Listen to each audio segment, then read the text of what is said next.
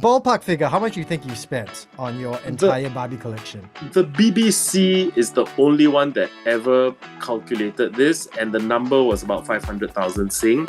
It was like, Wow. With me today, we have Jen Young. He is the #1 Barbie aficionado. I wouldn't just say on the island, but maybe in the entire region. 12,000 Barbie dolls you have.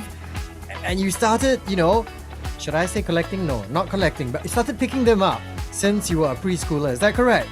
that is right, 1985. Whoa. 12,000. Okay, I guess before I ask you why you decided to get into this whole Barbie thing, I have to ask you how you got space in your house for 12,000 anything. Okay? Okay, now, I mean, since all of this has happened, right? I think I've got one storage unit and 4 bedrooms in my parents' house that are full of toys as well. So it's On not top even of in your that- own house. You have had to outsource your Barbie storage elsewhere at your parents and at professional storage rooms. Yeah, That's yeah. crazy. And actually, my boys' toys live in the office. When by boys' toys, you mean things like your G.I. Joe, Transformers. G.I. Joe, and stuff like that. Transformers, and actually My Little Pony. But My Little Pony to me is boys' toys. Well, you know what? With the whole movie coming out, right? I'm not even going to ask you if you have seen it. I want to ask you, Jen, how many times have you seen the new Barbie film? Okay, you know what? I've only watched it once, but I've got plans to watch it 2 more times with 2 different people. Oh, right. Okay. So, it's not a big group with Jen. You need to have like an intimate screening each time Yeah. around, one-on-one, is it? Yes. Okay. Yes. What did you think of the film? Because, without giving spoilers, I have not seen it yet. Ah, okay. Hmm. Well, look, the film was a very interesting take on what you would have expected. Hmm. Because, I think it's very clear that Barbie is a toy property. So, if you think about what a movie about a toy would be, it would be Toy Story lah. Yeah. It would be toys coming to life and going on little adventures that mean absolutely nothing, and then like that. Okay. But actually there were many sub themes. So the good parts is the fact that that there's enough to keep all different audiences engaged. So Right. there's messages of female empowerment, there's messages of diversity, and if you actually look closely, there's things like a girl in a wheelchair on the dance floor. There's Wow. a girl with a prosthetic arm.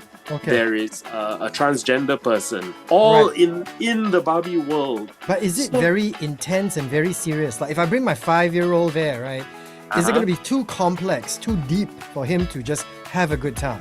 Also, the fun thing is that the other aspect of it is the fact that it's just so bubblegum. It's just so pink and pretty and amazing. Right. So if you're not listening to the themes, you know that it's just this wonderfully fun movie to watch. Right. Okay. Like very, very pretty lah. Very. Yeah. It's candy for the eyes, right? All right. So obviously, when it comes to Barbie, clearly you just haven't been collecting the dolls. You have been a fan of the legacy, the story as well. You've probably seen all the cartoons. You have an impression of how Mattel over the years has always kind of, built the brand of Barbie. Her personality, her character. Does this all stay true in the film? So you know that primarily I'm a marketer. So I'm actually a marketer before I am a collector, and then lagi was I'm a marketer before I'm a human being. Marketing runs in my blood and my bones and all of that. So what I really enjoyed about this and seeing the lead up to it and seeing how everything came together, it was basically one big marketing exercise for not Barbie the movie, not Barbie the doll, but Barbie the brand. Yes. So I thought that was very special because I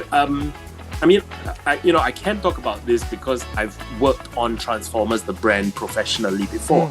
And when you work professionally on the brand, you will be forced to be, let's say, I'm advertising the movie, I'm advertising the toy, I'm advertising the licensing. But for some strange reason, this one all sort of came together, and to the point that every time you saw a piece about Barbie, whether it's the selfie generator, for example, or if you saw the typo partnership, the Cotton On partnership, you never even realized that you weren't buying a piece of the Barbie movie. or the doll or the licensing. You're actually buying Barbie the brand. Yeah. But in terms of her character, did it stay true to the Barbie that you grew up with, that you had come to expect? No, it didn't. It didn't because they made a very conscious play to make her into something that you didn't expect. Okay. All right. Yeah. Okay. Because the funny thing is that Margot Robbie was actually called stereotypical Barbie. Like in the movie, she's called stereotypical Barbie. Right. Okay. So yeah, so they changed the narrative a little bit. So it's not a spoiler because a lot of people are talking about this, but the fact that they reference cellulite. Yeah, I heard a lot of people are like very happy, like yes, she accepts cellulite. Cellulite is not a bad thing because for the longest time, Barbie has always been associated with flawlessness, right? Yeah. Perfect complexion, must look wonderful, super proportions. And now here's a Barbie that accepts cellulite. Everyone's like, yay, finally. Okay. All right, so that's the movie, okay? Today, the reason why I wanted to talk to you, mainly because you have a lot of Barbie dolls, all right? You've been collecting them over the years. And I suppose now with the whole Barbie movie, Barbie fever, the brand, Barbie has gone through a little bit of a resurgence, all right? Now, I suspect there are going to be parents with kids, right, just clamoring for Barbie dolls, wanting to pick up their first Barbie doll. And Uncle Jen's got 12,000, so he knows a few things about Barbie dolls, right? Over the years, right, what kind of changes have you seen to the physical dolls themselves? There was a very conscious effort by Mattel to create this thing called Project Dawn in 2016, if I'm not wrong. And what they did was that they introduced 3 new body types to the original Barbie. So they did a curvy, a petite, and a tall body type. Okay. So there's 3 new body types, and then like a year later, they introduced a 4th one, which doesn't have a name, but it's a flat chest, wide hip Barbie body. So now I wouldn't even know. What would you even call that shape, right? I don't know, fact, man. What do they call? Square. What do they call the shapes? How do they identify the shapes? Like so the curvy, categories? tall, and petite are the ones that they've identified, but the flat chest, wide hip one doesn't have a name. Okay. So, and each of these particular body types, right? Do they have, say, the same Barbie model or character, just in 3 different body types? So no. So what they do is they create diversity faces and hair textures and skin colors, and they mix them all up. So I know you don't play with Barbie, but many people. But back in the 80s, and this will surprise you, okay? My sister, she was into Barbies, right? And I always remember there was one in particular that always stands out to me, and it was called Twirly Curl Barbie, all right? Right. It was the one with the hair, and it came with these twirlers, and you were, able to use the twirlers and kind of curl the hair and stuff like that. And the reason I remember that so well is because I went at it, right? And the Twirly Curl Barbie's hair all got knotted up. I don't know what happened, got stuck. Had to cut. She ended up with Botak Barbie. Botak, exactly. She was Botak Barbie by the end of it. So, I mean, these were how they had, different types of Barbies, right? Each one had its own gimmick. So, I'm just wondering now with the different body types, would you see a Twirly Curl Barbie? But Twirly Curl Barbie comes in like, petite, curvy, and thin, and maybe the big hips and flat chest. Sorry, there's no straightforward answer to that, because the point I was going to make, right, was the fact that the black girl in the 80s was called Christy, the Hispanic girl was Teresa, the Asian girl was Miko, and then the blonde, blue-eyed girl was Barbie. Right. Now, with the new diversity play, with the new body types, with the new hair textures, skin colors, they are all called Barbie. There are no more names anymore. Right. So the Asian girl is called Barbie. The black girl is called Barbie, which is why when you watch the trailer, hi Barbie, hi Barbie, hi Barbie, hi Ken, hi Ken, hi Ken. That is a bit confusing, isn't it? No, but you see, that's the wonderful thing about this from a marketing angle, because when each of us picked up this American icon, Barbie is an American icon, and in your mind she would sound like an LA Malibu kind of girl. Yes. But if a little girl picked it up and doesn't know it's an American icon, Barbie would sound like her aunt, like her mom, So like our Singaporean girls might like saying think Barbie. auntie. Generic name. Yeah.